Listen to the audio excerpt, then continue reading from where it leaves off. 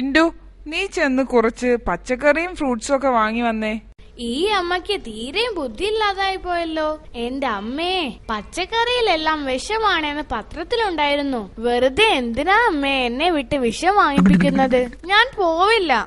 അത് ശരിയാ, വിഷമൊക്കെ തന്നെയാ. പക്ഷെ അങ്ങനെ നോക്കിയിരുന്നാലേ വിശക്കുന്നോന്ന് പറഞ്ഞ് അലറി വിളിച്ചിട്ടൊന്നും ഒരു കാര്യം ഉണ്ടാവില്ല.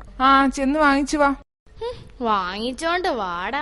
വാങ്ങിച്ചോണ്ട് വരാതെ പിന്നെ വാങ്ങിച്ചോണ്ട് അതുവഴി ഞാൻ പോവാൻ പറ്റുമോ? അയ്യോ, നമ്മുടെ ടിൻഡുമോൻ തലകറങ്ങി വീണല്ലോ. എടുക്ക്, വേഗം ആശുപത്രിയിൽ എത്തിക്ക്. ആരെയും കാണുന്നില്ലല്ലോ, എന്താപ്പ ചെയ്യാ? അതെ, നിങ്ങളൊരു മനുഷ്യനാണോ? ഒരു ചെറുക്കൻ സ്വന്തം കടയിൽ ബോധം കെട്ട് വീണ് കിടക്കുന്നത് കണ്ടിട്ടും എടുത്ത് ആശുപത്രിയിൽ എത്തിക്കാതെ ആളുകൾ വരുന്നത് നോക്കി ഇരിക്കുകയാണോ? വല്ലാത്തൊരു മനുഷ്യൻ തന്നെ. എന്നെ ആശുപത്രിയിൽ എത്തിക്കൂ. ബോധം കെട്ട് കിടക്കുന്ന നീ നന്നായിട്ട് സംസാരിക്കുന്നുണ്ടല്ലോടാ. ഇതെന്ത് ബോധക്കേടാ? എന്റെ ചേട്ടാ, ഞാൻ അബോധാവസ്ഥയിലാണ് സംസാരിക്കുന്നത്.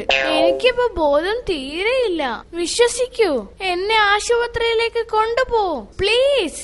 ഇടയ്ക്ക് വരാറുണ്ടോ? ചിലപ്പോഴൊക്കെ ഇടയ്ക്ക് വരാറുണ്ട്. പക്ഷെ മിക്കവാറും ദിവസങ്ങളിൽ സൈക്കിളിനാ വരിക.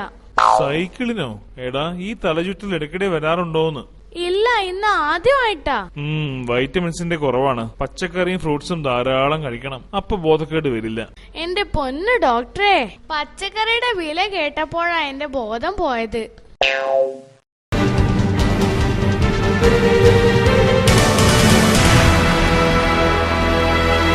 എന്താ? ഒന്നുമില്ല. എന്തിനാ വന്നതെന്ന്? ചുമ്മാ.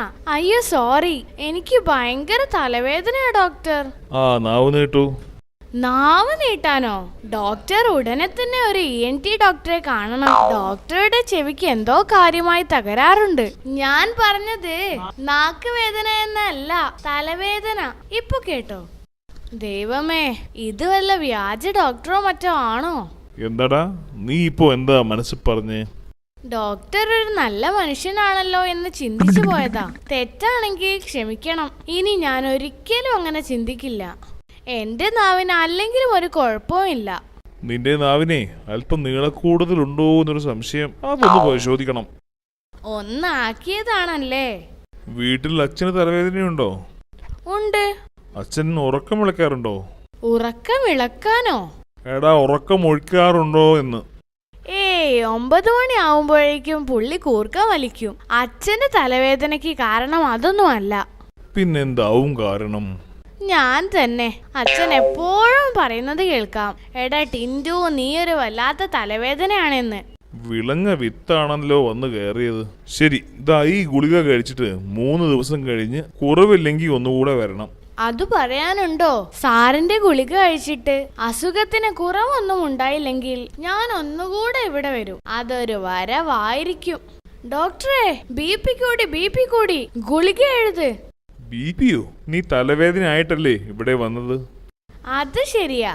പക്ഷെ ഡോക്ടറുടെ ഫീസും മരുന്നിന്റെ വിലയും പറഞ്ഞപ്പോൾ BP കൂടിയതാ.